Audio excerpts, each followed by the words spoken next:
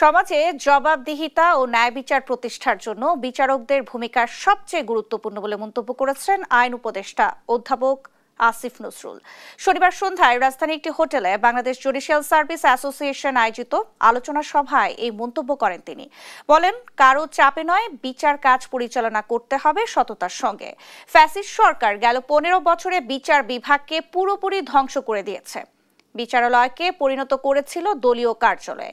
বিচার বিভাগের শৃঙ্খলা ফেরাতে উচ্চ আদালতে বিচারক নিয়োগ নীতিমালা সহ বেশ কিছু গুরুত্বপূর্ণ সংস্কার করা হয়েছে বলেও জানান আইন উপদেষ্টা। এ সময় আলাদা সচিবালয় গঠন ও আদালতকে রাজনৈতিক প্রভাব মুক্ত রাখার দাবি জানান বিচারকরা। আমার খুব দুঃখ লাগতো যে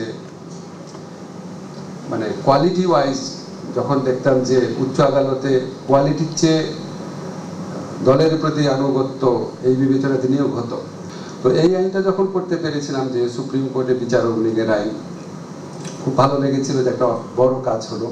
কিছু ম্যাজিস্ট্রেট ছিল, তারা যখন দেখতো যে একটা লোককে পিটিয়ে আনা হয়েছে রিমান্ডে, দেখেই বোঝা যাচ্ছে দাঁত ভাঙা, মাথার মধ্যে ব্যান্ডেজ বা আঘাতের চিহ্ন বা নির্যাতনের চিহ্ন তো একটা মানুষকে দেখলে বোঝা যায়, তারপরও বিনা দ্বিধায় রিমান্ড দিত। বিচারকের পদে থেকে যে অন্যায় করে নিজের ব্যক্তি স্বার্থে, তার চেয়ে খারাপ মানুষ আর হইতে পারে না।